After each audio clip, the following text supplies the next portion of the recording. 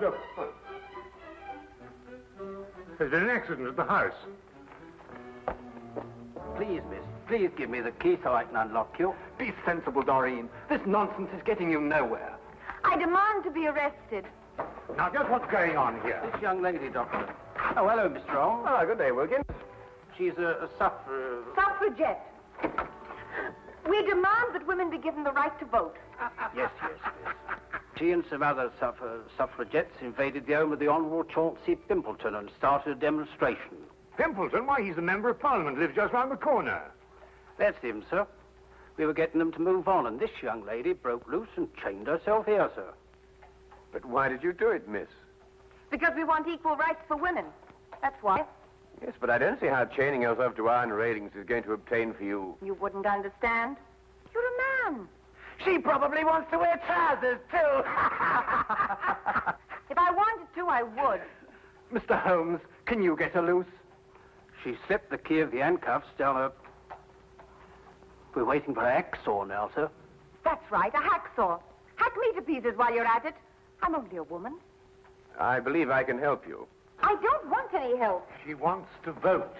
Now go on home and cook your old man his supper. Now arrest me. I insist upon it. I'll leave her in your hands, if I may, Mr. Holmes. Coward! You'd arrest me if I was a man. Mr. Holmes, may we impose upon you? I somehow have the impression you already have. Won't you come up?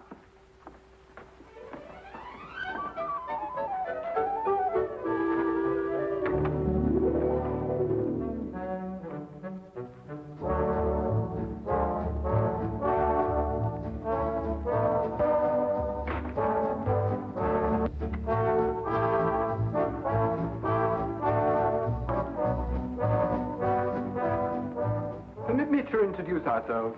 This is my fiancée, Miss Doreen Meredith.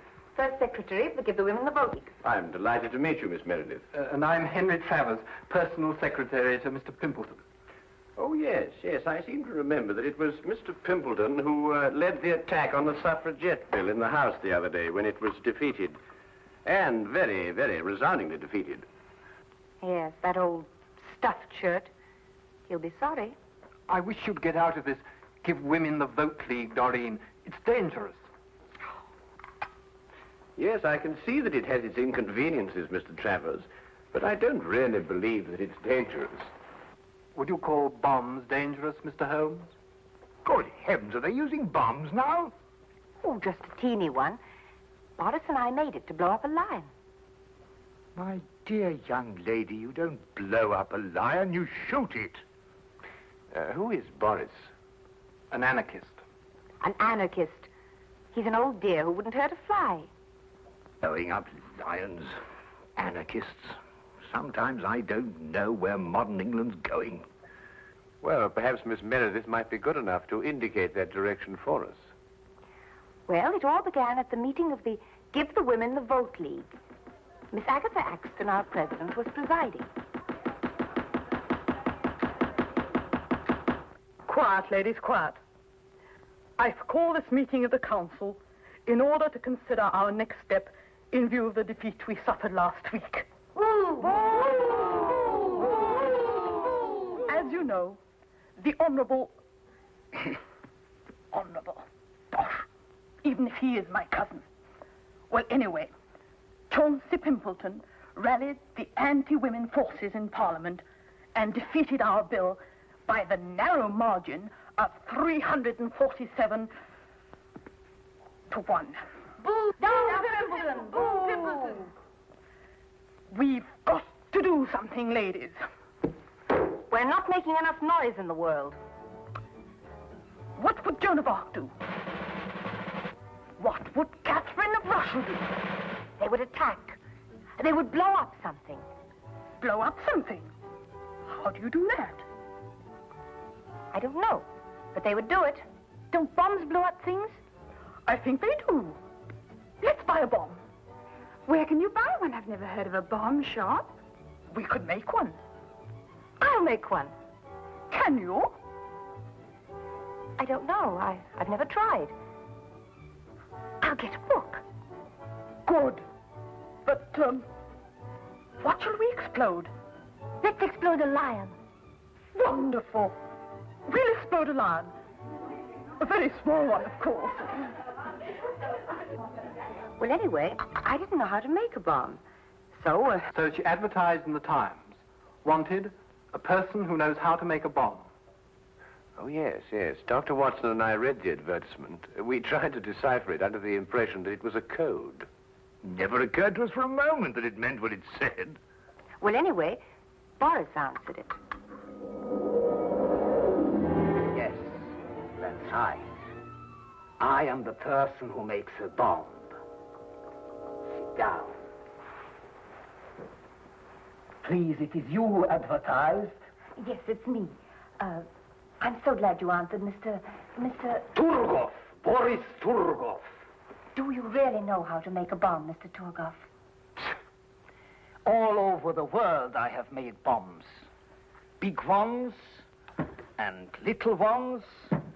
Bombs that go... and bombs that go... Well, you must understand, we don't want to hurt anyone. We just want to blow up one of the lions in Trafalgar Square. I think a little bomb would do, one that goes... One that goes... Do your bombs make a lot of noise? Not those that go... Oh, I must ask you just another question. It's a matter of principle. Do you believe in the equality of the sexes? Please, I'm an anarchist. All I believe in is nothing.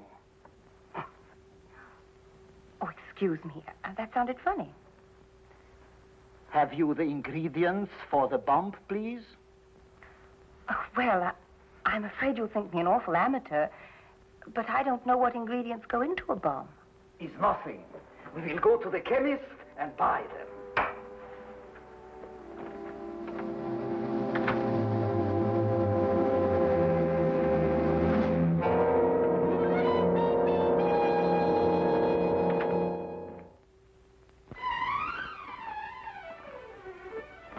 There you are, sir. Everything you ordered.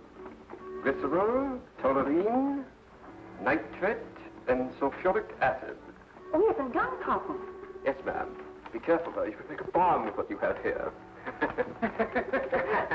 Good day. Good day.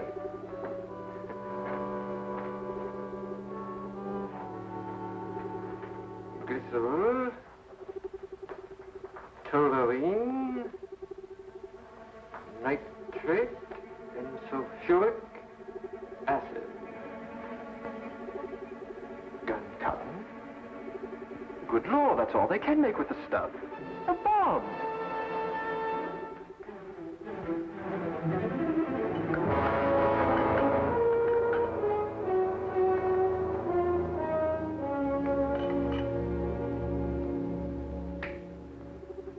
It's clever, no? A green croquet ball. Who would suspect a green croquet ball? Well, I'm sure I wouldn't. Like this, it unscrews in half. Are you sure it'll work? With a trigger, yes. With no trigger, no. A trigger I must put in. Have you bought some wire, please? Oh, no, I'm afraid I forgot. Would a hairpin be all right? Is possible.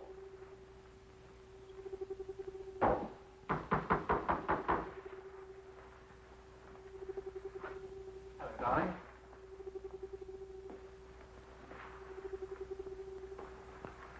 Guess what this is?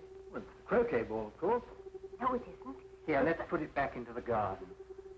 But, darling...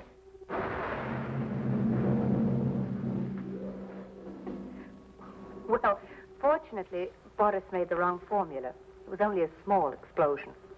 And so you made another bomb out of a croquet ball. Oh, yes, we went to work on it right away. Where is it? Here. Doreen! Good Lord, get it away from her, Holmes. Well, it won't go off unless it's hit very hard. Might I see it, Miss Meredith? Take care, my dear chap. That's no croquet ball, you know.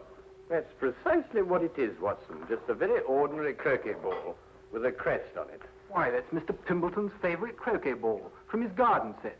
And the crest? The family's. His uncle's the Earl of Clareborough. His favorite croquet ball, did you say, Mr. Travers? Does he always use a green one? Always.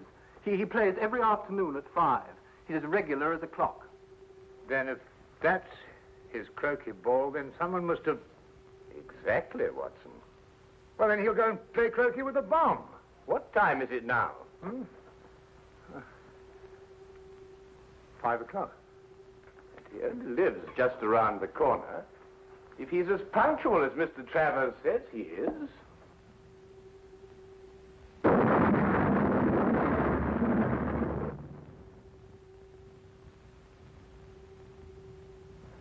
He is.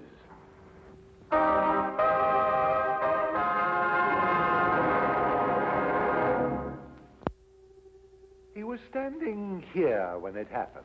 It was his first swing at it. And that's the first time in the history of Scotland Yard a man's been killed that way. Oh, really, Lestrade? Was there anyone else with him at the time?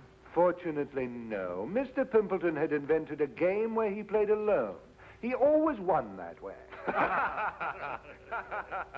Tell you that ball, Holmes, might be another bomb. Oh, well, we'll soon know, won't we, Watson? Any other leads, Lestrade? Well, he received a delegation here in the garden. Oh, yes, I seem to have heard something about that. Yes, a girl named Doreen Meredith presented him with a suffragette's petition. Oh, really? Doreen Meredith. Yeah, a lovely name. Yes, it is rather.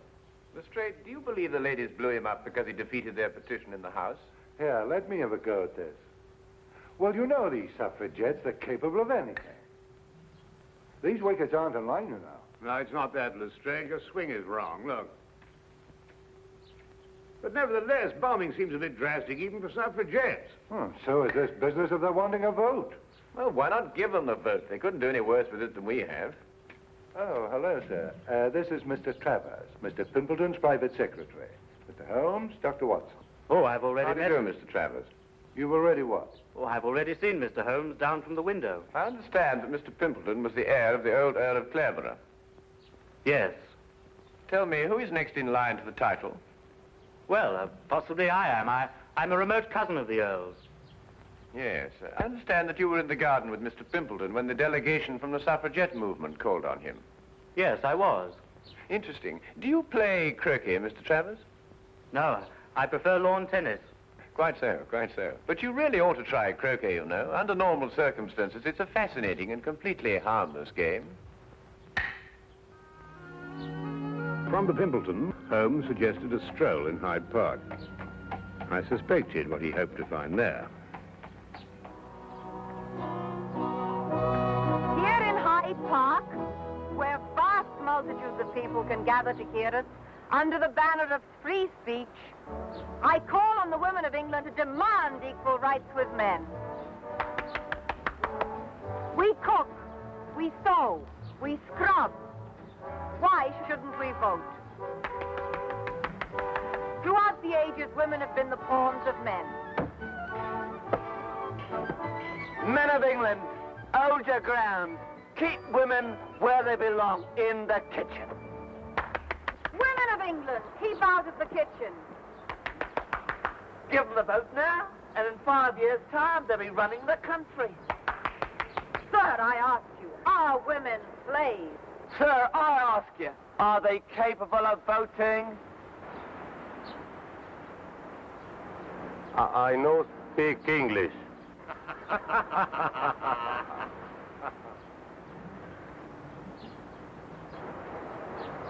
Haven't you got anything better to do? You... Here now, don't you talk to me like that. No rioting, please, or I'll have to ask you to move along. I was moving along anyway. I'm very particular whom I speak next to. Huh? Free speech. You say something men don't like, they tell you to move on. Well, of course, Miss Meredith, like all prophets, you're ahead of your times. And without honor in your own country.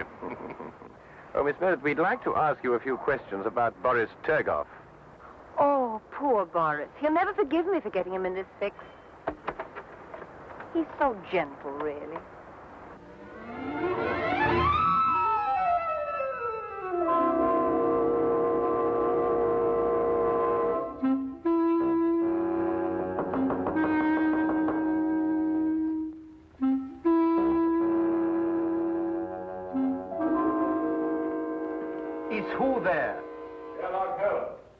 You want what? I'd like to have a word with you, Mr. Turgoff.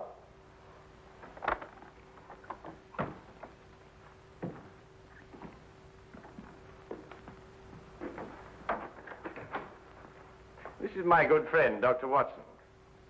I'm told you manufacture bombs, Mr. Turgoff. All kinds. Long fuse, short fuse. Did you make only one bomb for Miss Meredith? Oh, you know of that one. Well? 2 bombs I make for her, but one her young man sets off. Accidentally. He says. Do you know where this other bomb blew up? Yes. In Mr. Pimpleton's garden. Not the first time that the Turgoff bomb goes off in the wrong place. Can you explain how the bomb became substituted for the croquet ball? No. I do not go inside the house. I wait outside. Then the police come. And when the police come, Turgoff goes. Always. Without exception. I see. Miss Meredith tells me that you sent it to someone who makes little bags in which to carry bombs. Yes. A friend of mine I have who makes bomb bags. Who is he and where does he live? A Greek named Sheldon Young. He lives in Soho, 22 Flower Street. A Greek named Sheldon Young? He says he's a Greek. Am I to call him a liar? Thank you very much, Mr. Turgoff. Come, Watson.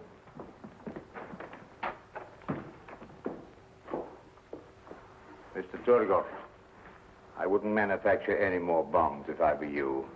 Scotland Yard's looking for you.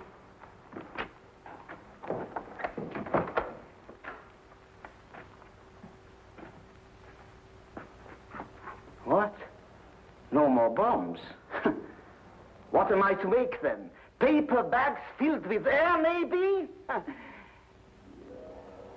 Paper bags.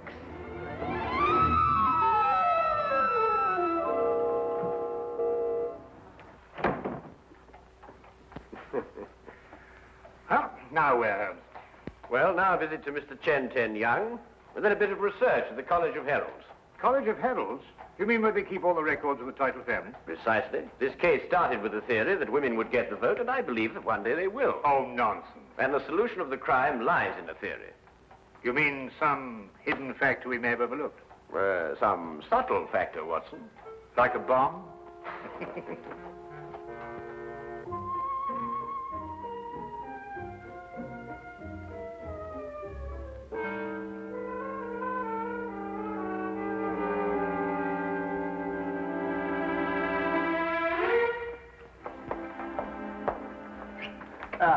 Holmes. Dr. Watson? Isn't it a wonderful day? Yes, that's straight. You look very pleased with yourself. I am, Holmes, I am. I'm going to give you a sample of Scotland Yard at work. No magnifying glasses, just plain, ordinary police routine. Excuse me, Dr. Watson. Send him in, Wilkins. Very good, sir.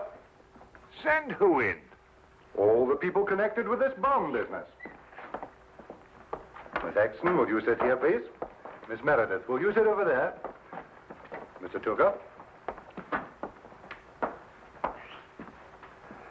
This, Mr. Holmes, is Miss Doreen Meredith, the young lady who presented the suffragettes' petition to Mr. Pimpleton.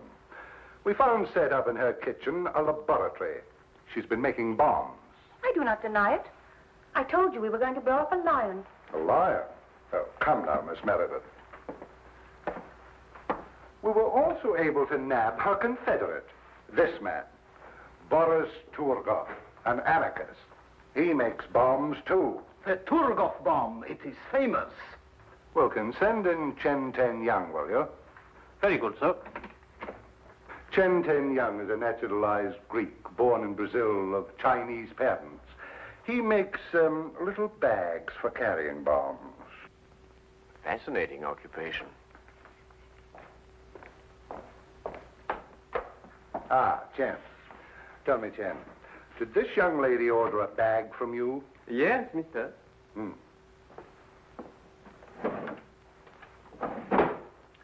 Did you make this bag? Yes, mister. 5 shillings 6 pence. That is so, but on price. I see. Well, there it is, Holmes. There you are. An open and shut case. Miss Meredith killed Pimpleton because he was anti-suffragette. Ingenious, Lestrade. Really quite ingenious. You know there's only one thing wrong with it. What? Neither Miss Meredith nor Mr. Torgoff are guilty. Oh, I didn't expect you to agree with me. You never have. Well, not always, Lestrade, but sometimes, you know, sometimes. However, in this case, the real murderer killed Pimpleton for one reason, and one reason only. To be next in line to the title of the Earl of Clareborough. Well, who is next in line? Look here, Mr. Holmes, you trying to imply that I... Miss Meredith, after it was decided at your suffragette meeting to blow up a lion, who invited you to Mr. Pimpleton's house? Why, Agatha. We had to decide about the lion. Did you carry the bomb? Yes, in the bomb bag. Where? Wait a minute. This gentleman had access to it, too. Together with this lady. What does that mean? It's an intriguing title, Clareborough. First created in 1417, it has an unusual clause in its charter. Once, and only once, may the title pass to a female, if the female be next in line. That would automatically make her a countess. So far, that hasn't happened in the history of the title, until now. Well, I'm the next male member of the family. It's Agatha, she's older than I am. I refuse to sit here and... Watson! Thank you. You'll notice, Lestrade, that this bag is identical to Miss Meredith's. Chen, who ordered this second bag from you? This woman, mister. Uh-huh. Chen, why didn't you tell me this? You know ask me, mister. This man, he asked me. And you see, the switch was simple and premeditated, of course. Why, Miss Axton, how could you? Preposterous!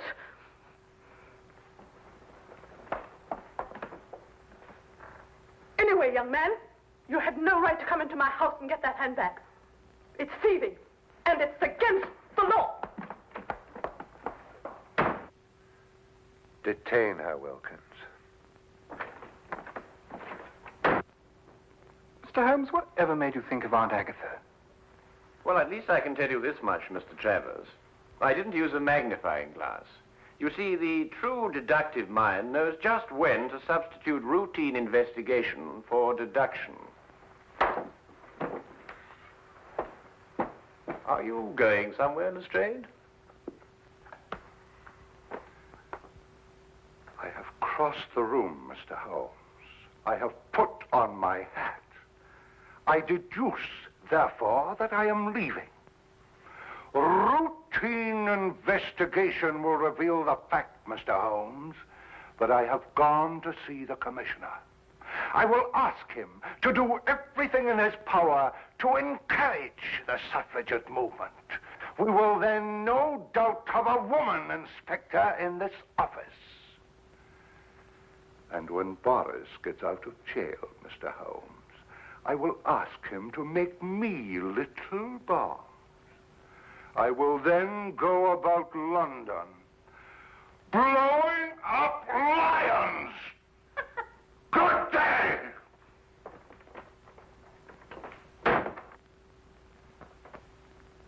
You know, Holmes, I've been worried about his complexion lately. I think Lestrade needs a rest. Yes, Watson, yes, I'm inclined to agree.